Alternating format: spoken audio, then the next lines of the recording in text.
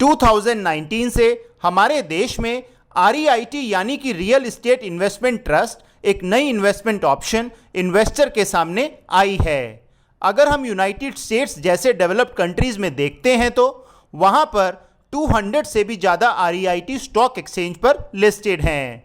यही चीज़ हमारे देश में कंपैरेटिवली काफ़ी नई है। 2019 में एम्बेसी REIT और 2020 में माइंडस्पेस REIT स्टॉक एक्सचेंज पर लिस्टेड हुए और अब ब्रुकफील्ड इंडिया REIT भी लिस्ट होने जा रहा है। इस REIT का IPO 3 फरवरी को आ रहा है। कोई भी इन्वेस्टमेंट करने से पहले उसे अच्छी तरह से जान लेना ज़रूरी होता है। REIT जानने के लिए हमने आपके लिए पहले से ही वीडियो बनाकर आपके साथ शेयर कर दिया है और उस वीडियो का लिंक डिस्क्रिप्शन में भी शेयर कर दिया है। अगर आपने हमारे चैनल को अभी तक सब्सक्राइब नहीं किया है तो प्लीज़ सब्सक्राइब कर लें और बेल आइकन को हिट कर दें ताकि आपको हमारे सारे वीडियो सबसे पहले मिल जाएं। हेलो फ्रेंड्स, मैं हूं गौरव गर्ग फ्रॉम इन्वेस्टमेंट पे चर्चे। आज हम चर्चा करेंगे ब्रुकफील्ड इंडिया REIT IPO के बारे में। चलिए शुरुआत करते हैं ब्रुकफील्ड इंडिया REIT के डिटेल्स जानने के साथ। इस REIT के बिजनेस पार्क और ऑफिस प्रॉपर्टीज 4 सिटीज़ में हैं: नोएडा, गुड़गांव, कोलकाता एंड मुंबई। इस REIT के पास लीज पर देने के लिए 1.4 करोड़ स्क्वायर फीट का एरिया अवेलेबल है। इस 1.4 करोड़ लीजेबल एरिया में से 1 crore square feet area completely constructed area है और बाकी का एरिया अंडर कंस्ट्रक्शन है। कंप्लीटली कंस्ट्रक्टेड एरिया में से 87% ऑलरेडी ऑक्यूपाइड है। 87% ऑक्यूपेंसी के लिए इस REIT के पास 117 टेनेंट्स यानी कि किराएदार हैं। इन टेनेंट्स की लिस्ट में bank of America, Accenture, Barclays और TCS जैसे बड़े बड़े नाम शामिल हैं। इस REIT में टॉप 10 टेनेंट्स 75% एरिया ऑक्यूपाइड करते हैं। अगर हम टॉप टेनेंट्स का कंट्रीब्यूशन माइंडस्पेस और एम्बेसी REIT में देखते हैं तो वो केवल 40% है। तो उस पॉइंट ऑफ व्यू से ब्रुकफील्ड इंडिया REIT में डाइवर्सिफिकेशन बहुत बढ़िया नहीं है। इन सभी मल्टीनेशनल कंपनीज ने 7 इयर्स के लिए REIT के साथ कॉन्ट्रैक्ट किया है कि चाहे ऑफिस यूसेज में आए या नहीं, बट ब्रुकफील्ड इंडिया REIT को रेंट मिलता रहेगा। ये पॉइंट से REIT के लिए प्लस पॉइंट है। चलिए अब जानते हैं रेवेन्यू और प्रॉफिट्स के बारे में। 2018 में इस REIT का रेवेन्यू 8,660 करोड़ रुपीस था, जो कि 2020 में बढ़कर 9,813 करोड़ रुपीस हो गया है।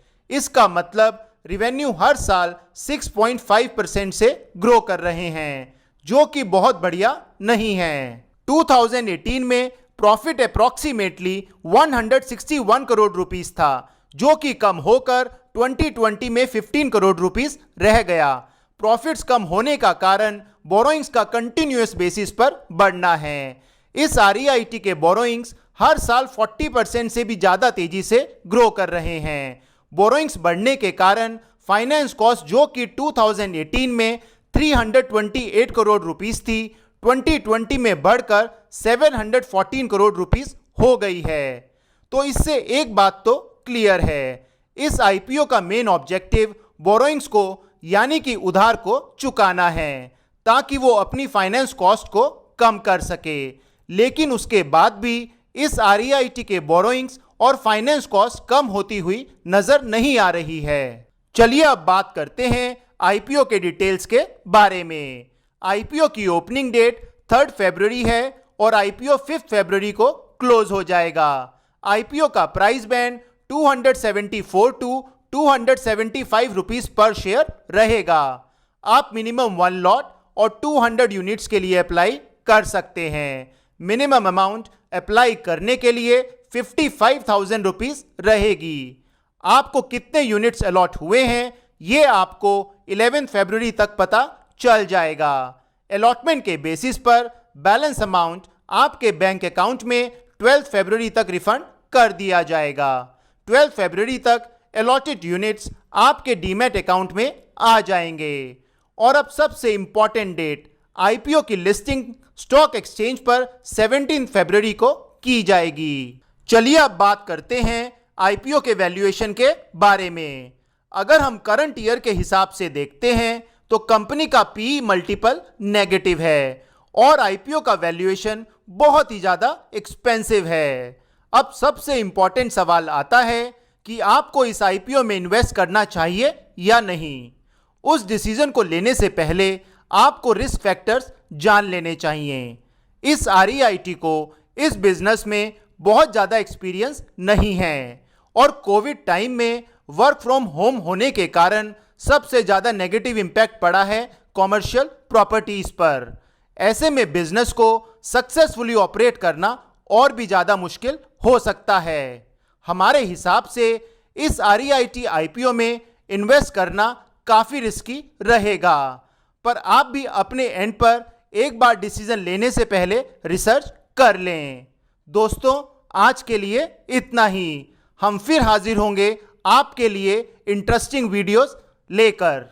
Thank you.